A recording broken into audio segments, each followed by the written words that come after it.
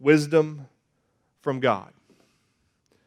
The truth is they walked by sight instead of by faith, exactly backwards from what we're supposed to do.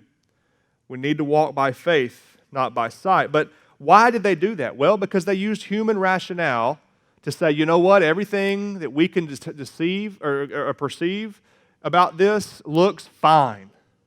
These people have the visible, physical signs that they're from a long way off. They have the right wording to say they're really, truly coming for the legitimate purpose of worshiping the Lord, right? And they have they didn't say things that would have given away their deception. They were very careful in what they said and didn't say. So from an outward perspective, they use the same tactic that I use every day, right? I gather the data, use my mind to analyze it, and make a decision and say, Lord, this is what it looks like. God gave me a brain. He gave me faculties to be able to make decisions. And I love analyzing things. I love looking at data. I love numbers. I love all that stuff. And so I apply that to so many things in my life. Let's look at the evidence. Let's look at what we can see and know and understand and make a decision. I'm not telling you today that's sinful. But in their case, it certainly was. Because they just were not in a position to know the details. And so often, I'm just not in a position to know all the details. And so often, you're just not in a position to know all the details. Remember Isaiah 55, I began the service with, His ways are so much higher than our ways. His thoughts, so much higher than our thoughts. And so let me tell you this morning. If you're following Christ, you have to know that there will be times in your life when you would have to engage in things that just don't make sense from a human rationale standpoint, except the fact that God's told you to. You will have to engage in things throughout your life that you're saying, I'm not sure about this. I could explain this away with rationale. Nobody would criticize me because I can be reasonable. But if God has instructed it, that's the only thing that matters.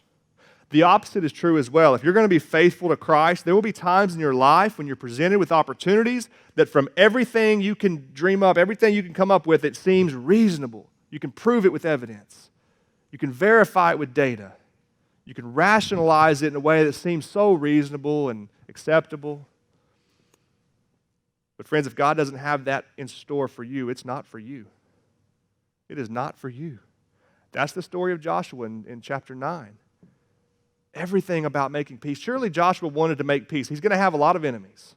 He's going to have a lot of battles. So why would he, surely, he wants to make peace with anybody he can. And so these people are from far off. Why would he not make peace with them? Well, one reason. God said don't. He clearly said, do not make peace with anybody that's close by in Canaan.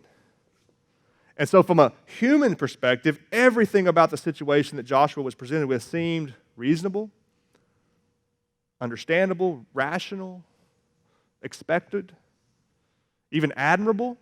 Yeah, he wants to make peace with some people. That's wonderful. But there's one hiccup. God has said, do not do that.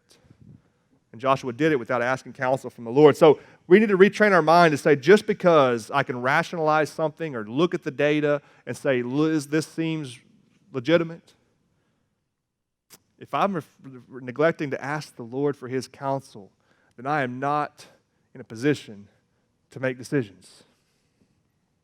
God must be consulted about everything.